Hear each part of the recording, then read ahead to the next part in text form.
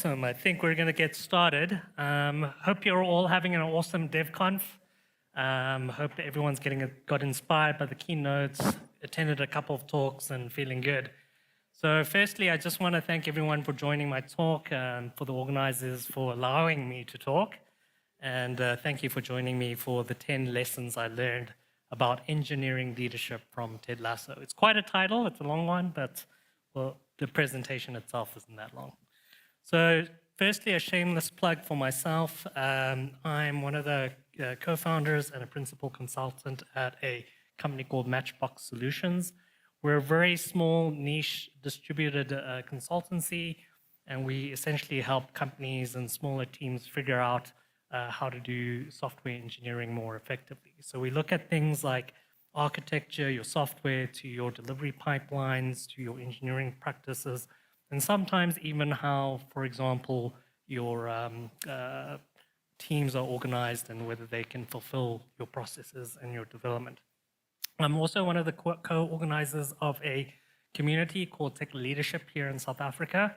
Unfortunately, we're mostly in Cape Town. We did go remote at one stage, which opened up for a wider audience, but we're essentially a community of long-time leaders as well as aspiring leaders, and we get together and have conversations around things, the softer things, not super technical, but more around development and technical leadership. So you can find me on LinkedIn. If you want to ask me questions or anything, feel free to email me, and I've got a couple of websites listed there. So firstly, a spoiler alert. Let me just move past that one, just in case it's a little bit too much. But essentially, the first is this is going to revolve quite a lot around Ted Lasso.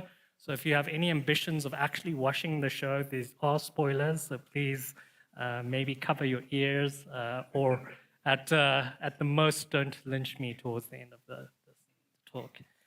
The other disclaimer I have is I generally talk about my own individual experiences, but I try not to provide any names of people or companies because I don't want to misrepresent them. So I actually tried to learn to do this dance, and I realized I've got 2 left feet, and at the age I am, I didn't want to injure myself, so I'm not going to go ahead and do that.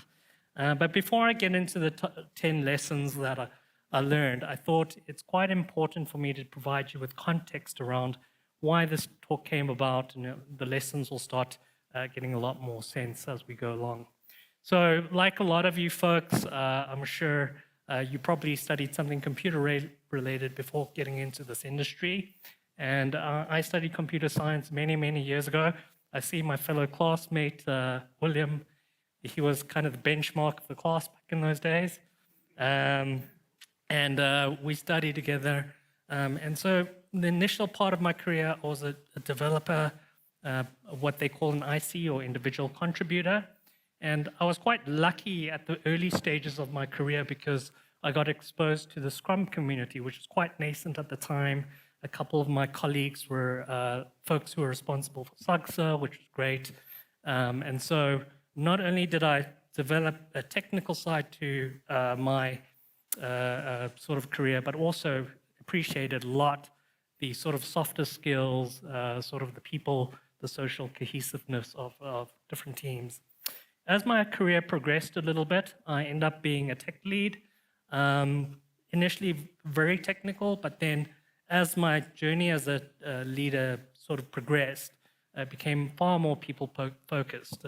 If you think about it, if you had to take a function, your inputs, might be an int, but in a team, it's the people, and your output is the results. And so it was quite a good thing to try focus on the people.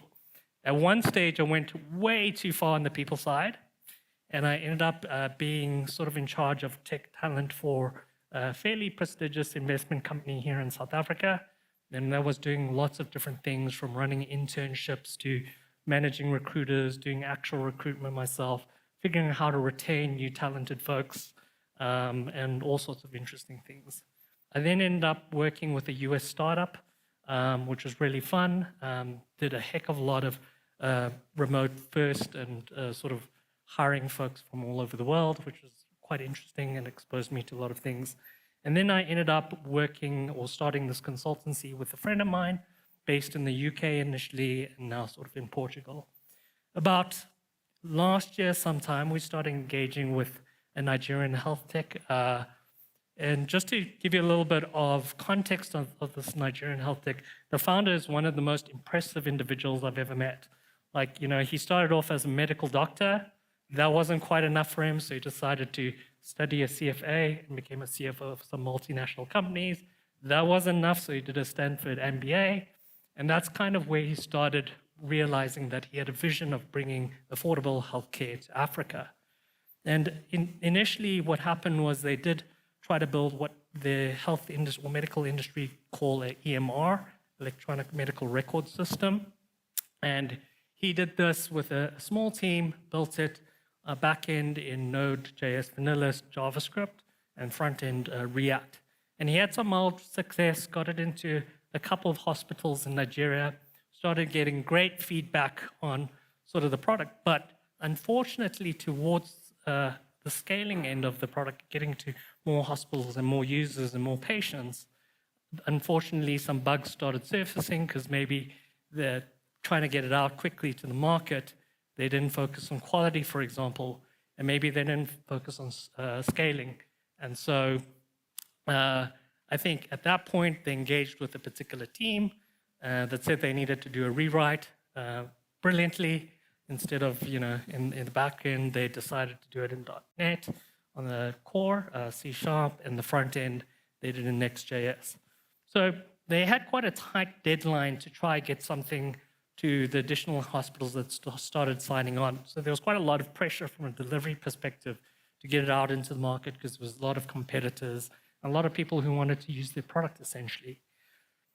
I think about 6 months into this rewrite, they started realizing, the CEO started seeing like there was nothing that he could play with and feel, and started getting a little bit worried.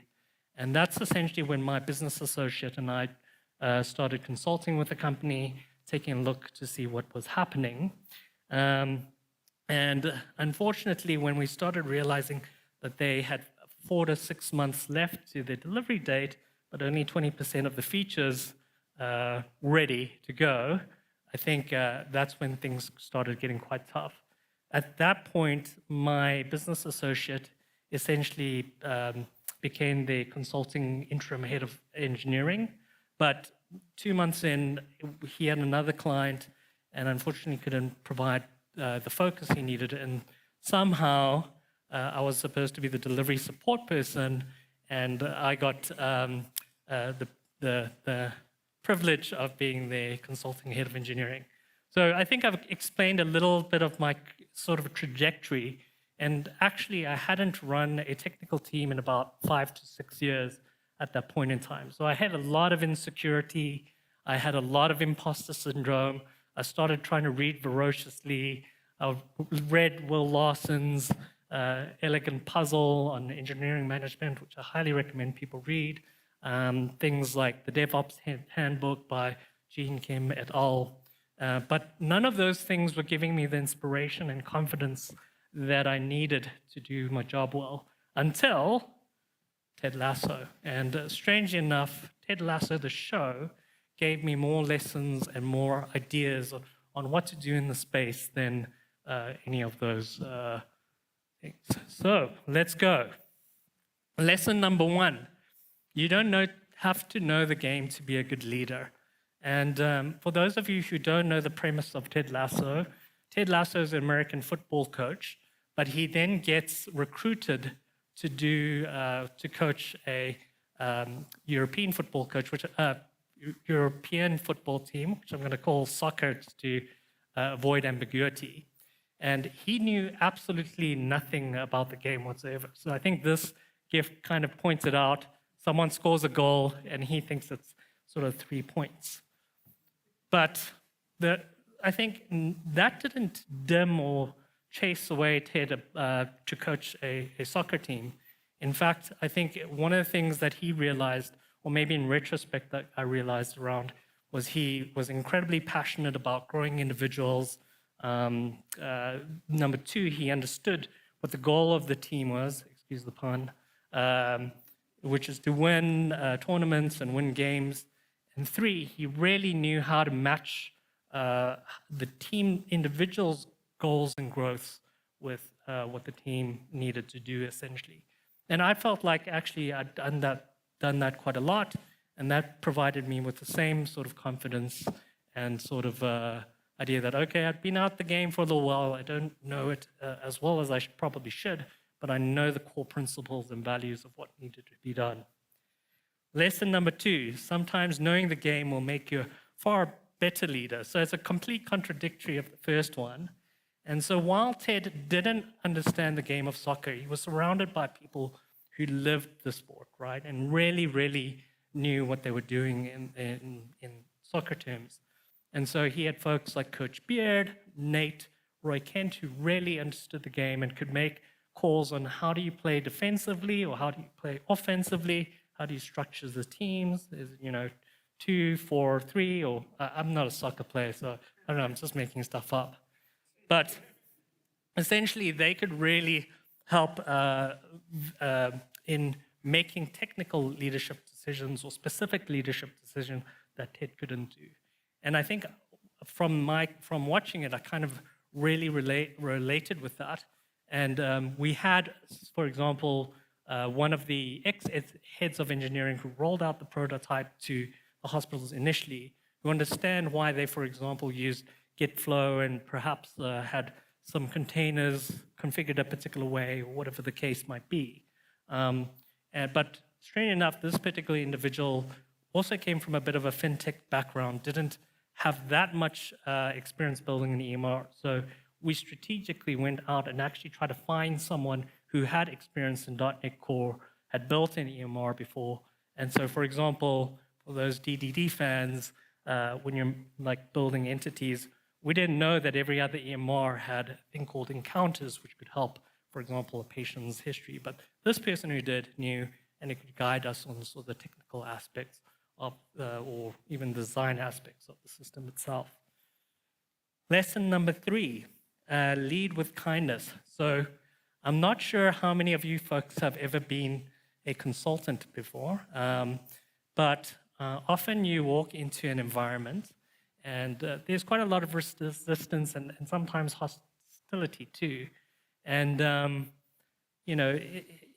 imagine the case, you're a consultant and you're then told to the team, these folks are going to change everything and they'll be the ones that succeeded and everything that came before was not great, right? So people are probably a little bit mistrustful. They don't want to perhaps open up. They might not even want to work with you at the end of the day. And so I think luckily my business associate and I have always tried to lead with kindness, try to be curious, not judgmental, try to figure out why people have done things a certain way, why things are taking long, and not try to sell anyone under the bus. And yes, of course, there are times when things are genuinely mistakes by people and you need to take action on them. But at the end of the day, if you try to give people a chance to give them an opportunity to speak their mind and provide it, the social encouragement is folks around who are also doing good work can see that you're not on a witch hunt, you're not trying to throw anyone under the bus, and you're trying to essentially win for the entire team at the end of the day. And I thought that was a great mechanism for us to essentially build trust with teams, etc. Lesson number 4, managing upwards is more important than you realize. I'm not sure how many of you also think or also thought that when you got into a management position, you'll get your reports and then you just kind of manage downwards, right? That's definitely a preconception that I had when I was younger. But it was only later on in my life that I realized actually at any step in your career, it's good. For example, if you are a developer, maybe you need to create and manage upwards to your team lead. If you're, for example, a team lead, perhaps you need to manage up to, a head of engineering or CTO. Or if, for example, a CTO, you're managing up towards a CEO. Or if you're CEO, you're managing your investors. And so at every level, it's good to understand that the folks that you need to influence and try to help manage upwards from. So in the show, Rebecca's the person who essentially hires Ted Lasso. And initially it wasn't for the best of intentions, but I think what Ted was really good with in the show was he was great at creating human connection with Rebecca. And so over time, like he would every day be quite consistent and I think bake cookies. I'm not quite sure exactly what he baked. I would love to have tried them out, but sadly it's a television show. But essentially created a human connection. So when the time came and he had ideas and needed to influence upwards, he was very good at doing that. I think also one of the reasons, for example, in retrospect, why, for example, the CEO of the company entrusted me to be head of engineering, even though I hadn't played that role in a long time, was in the beginning stages of working with him. I realized how busy he was. He's one of the hardest workers that I've ever worked with. Sometimes, for example, he would be in a car from Lagos to Abuja trying to go to a hospital and convince them why they need to be on the software. But at the same time, while he was driving, he would essentially open up Zoom, jump into our planning meetings while he was driving, and essentially give us acceptance criteria on our user stories. That's how important he felt this stuff was. And so I knew his time was incredibly valuable to him. He needed to make every second count, essentially. And so in the beginning stages of our engagement with him, every Sunday, I had this bright idea of, like, let's see where your folks are. Let's try to map out a user story map. For those of you who don't know, it's like a great planning tool. It's a two-dimensional backlog of all the user stories. And the only time I could get his attention was on a Sunday. So I spent a lot of one-on-one time with this particular individual. I'm not, by the way, suggesting you should work on a Sunday, by the way. But I spent a heck of a lot of time with him. And he was essentially, he could then see that, how I rationalized about things. He understood that I wasn't shy about hard work because I showed up on a Sunday. And so when I had an actual opinion of why not to do something or to do something, it came from quite an authentic place. And vice versa, I got to understand what his vision was, the pressures he was facing from trying to get this thing out to the market as quickly as possible, the pressures he was facing for investor. And so whenever we talked, we could speak from a fairly authentic place. And it didn't mean he always took my advice, but at least he respected my opinion. And so I could influence a lot better upwards and make good management calls. Lesson number 5. The best ideas can come from anywhere and anyone. So this image is of someone named Nate, or just Nate the Great. And he was completely overlooked by everyone initially. And essentially was a locker room person, I guess, at that point in time. And the one thing I love about Ted is tries to listen and treat everyone as equals.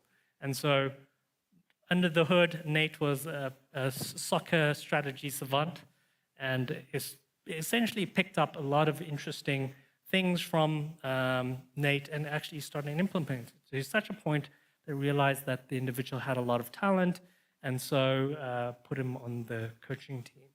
We had quite a similar situation. I think if you folks run retrospectives and have a great facilitator or scrum master, a lot of opinions can surface from everyone sort of in the team. And we started noticing, for example, in our engagement, there was one individual, maybe not the most senior, like intermediate, maybe moving on to senior, but really great with people and social dynamics. Would often newcomers coming in would be the first to pair with folks, realize that, for example, documentation was a huge problem. That's why the coding standards were breaking down.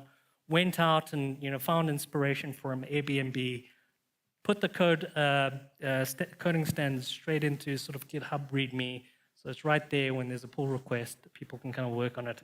And so we started realizing, okay, maybe this person's not the most senior individual, but really had a talent and knack for a particular skill set. And we were quite lucky that we were then able to make this person the mobile lead when the squad emerged. So the best ideas can come from anywhere and anyone. I think this talk is proof. It didn't come from a book. It came from a show. So, yeah. Lesson number 6, sometimes superstars don't make for super team players. And I think everyone's kind of experienced this in their career. So in the show, there's a character named Zava. I think it's supposed to be Zlat. Oh, see, sorry, cover your ears, William. And essentially, let's just say this person was like a superstar in the soccer world, but maybe somewhat disruptive. I'm going to save William a little bit of a spoiler there. But essentially, they kind of, I have to give it away, it's a little bit disruptive, essentially. And so sometimes superstars don't fit into your team construct really well. We had someone quite similar in our space, amazing front-end engineer. Come planning time, would have all these user stories, but at the end of the sprint, when we had our review, we had this front-end engineer essentially starting to go through all the front ends he'd built, but nothing had been integrated, so nothing fit into our definition of done. And even worse than that, started throwing the back-end engineers down. No, they didn't build the APIs quick enough or whatever, which was obviously quite disruptive. Luckily, this person was very coachable, and we started saying, that's not the point. You need to succeed as a team. And we said, look, if you start getting to stages where you're outpacing the story and moving, rather than moving on to another story, why don't you help, the folks with the RTK queries or whatever the case might be, integrate, maybe help with automated testing. And slowly but surely, we actually saw this person improve, and the velocity of the team essentially improved because they worked more cohesively as a team. Okay, lesson number 7, give people a chance to come around. So this image here is of Jamie Tart, who is a fairly good player, but somewhat arrogant, I guess, in some sort of ways. But he was an incredibly talented player, but I think what people didn't realize too was he came from a fairly broken background. And so when he started not performing and the team had some ill feelings towards him, he started becoming more self-aware and essentially wanting to learn how he could be a better team player and also how to perform better. And he got better coaching. Eventually, he became a good team player and then started performing again at the end of the day.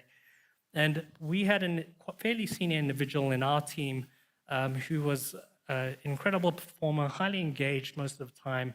And at some point, his productivity just essentially hit a wall. Like no tasks were completed, and it started bringing, this started coming to the attention of the head of product, and she noticed it and spoke to the CEO, and the CEO started noticing.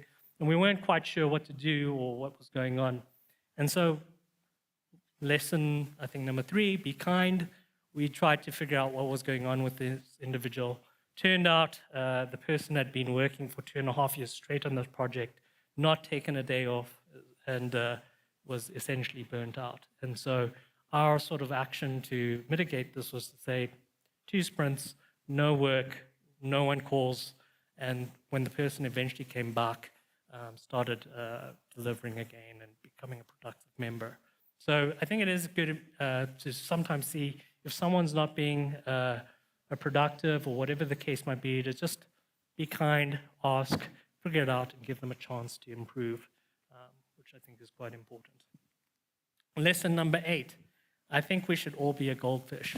So Sam is one of my favorite characters in the show just because he's quite young and growing and quite innocent as an individual.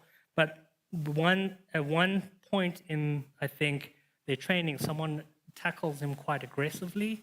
And like in a brilliant moment of coaching, Ted sees that he's a little bit disheartened, says, you know what the happiest animal in the world is? It's a goldfish.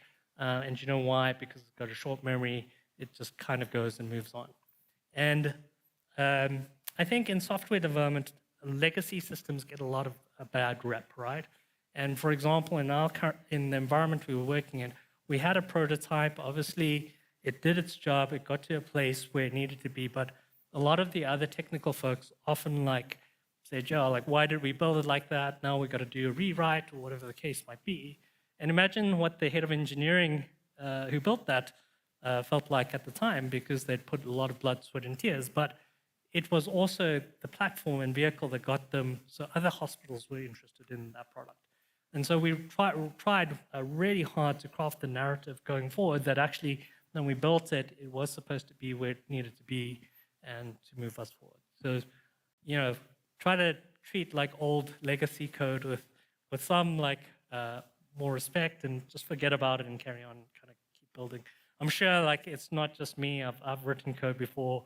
I do get blamed, thinking it's terrible. Who did this? And it turns out to be yourself, right? That's when you kind of sweep it under the rug. No. So, lesson number 9: never underestimate a catchy mantra. And so this is completely aside from Ted Lasso itself, but I remember I used to work for a fairly, like I said, investment company. They've got billions and billions of rands under management, but sometimes, they don't perform as well because the markets don't do particularly well. And I remember in one quarterly sort of town hall, the head of the company said, we aren't doing quite as well, we're still doing okay, but please, he made a statement and said, do more with less. And do more with less became sort of mantra for a quarter in the business, where people really took it on. There's talk in the halls. I remember we'd go to meetings, and generally there's like a lot of food. Maybe there's like a pack of muffins, and everyone gets a muffin each, or everyone gets a pack of muffins. Let's say how but at some point, because of this do more with less, the director who ran that meeting bought one pack of muffins, cut every muffin in half, so everyone got a bit.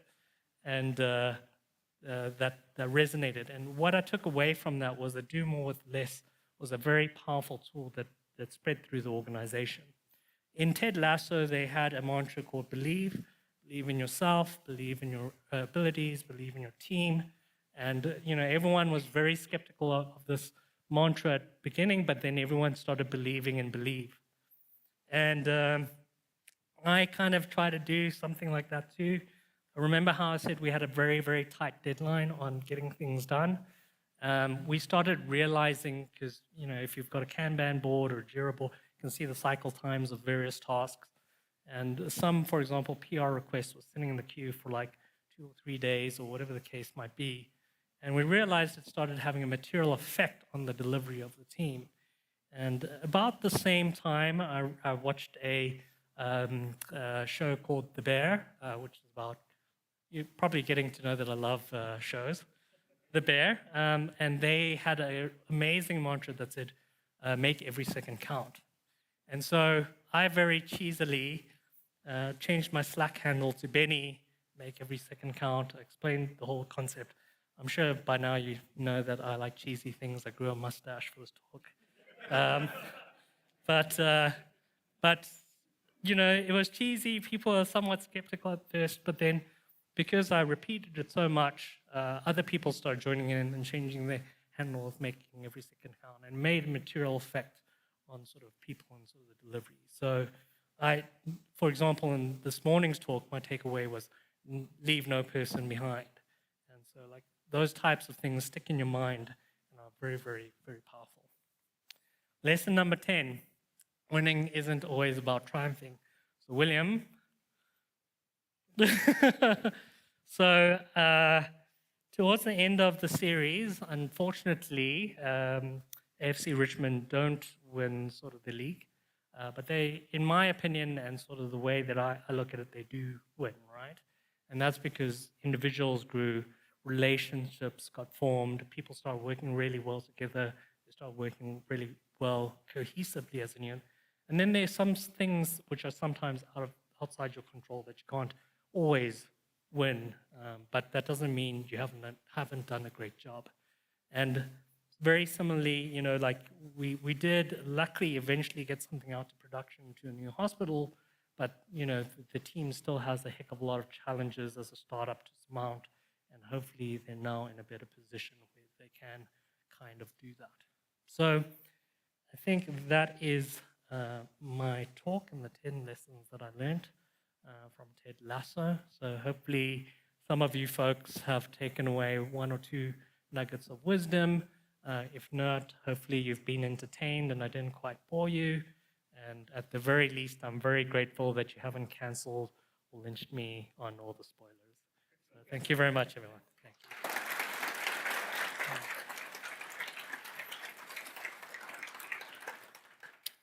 Awesome. I've got some questions if anyone wants to ask. If they're too complicated, I will run away and you can try find me later. Yeah. Yes.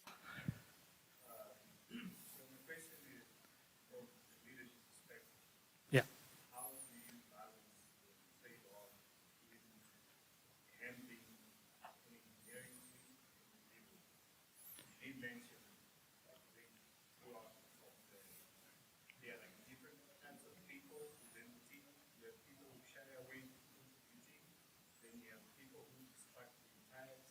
Mm.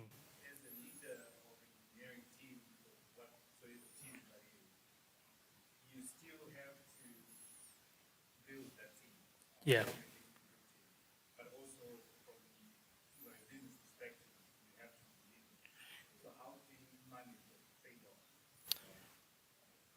Very good question. I think there's always going to be trade-offs with trying to do good by the people, but actually understanding a particular business goal or objective or task too, right? And I think, in our case, we had a couple of things going for us. And, I'm not saying that this is the answer. I'm not quite sure what the context is.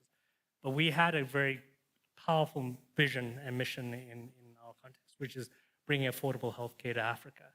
And so luckily, everyone understood that and the importance, and everyone that was on the team understood that.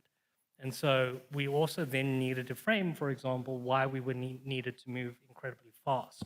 And the messaging with things like make every second count and having sort of feedback of, okay, well, we're trying to line up this hospital or whatever the case might be. That's why we need to move fast, right? And then obviously there are going to be folks who maybe try to shy away, don't deliver as quickly, but then that's kind of where the coaching and the one-on-one comes in, sitting with individuals, trying to tie what their individual growth points are. Maybe someone's not passionate about front end, but very passionate about DevOps, and you need to get your delivery out the door really quickly, right? But you're like, okay, well, let's try and match those, because then that will help us deliver a lot quicker. I don't know if that helps you at all. Yes.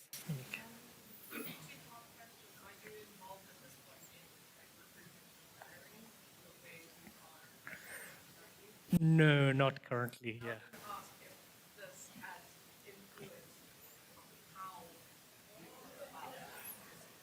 Yeah, absolutely. I think partially trying to find folks who resonate with the vision, who are kind, who are more open, who are more curious. Those are all influence sort of the inputs of the hiring strategy. Yes.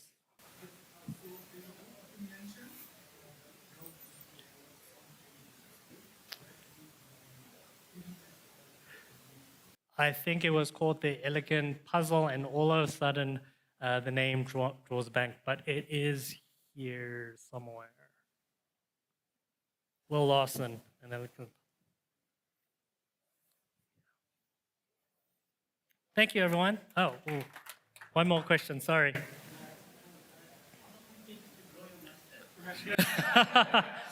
So I cannot grow facial hair really. So this took me over a month, like a couple of months.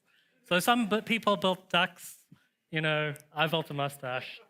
So thank you, everyone.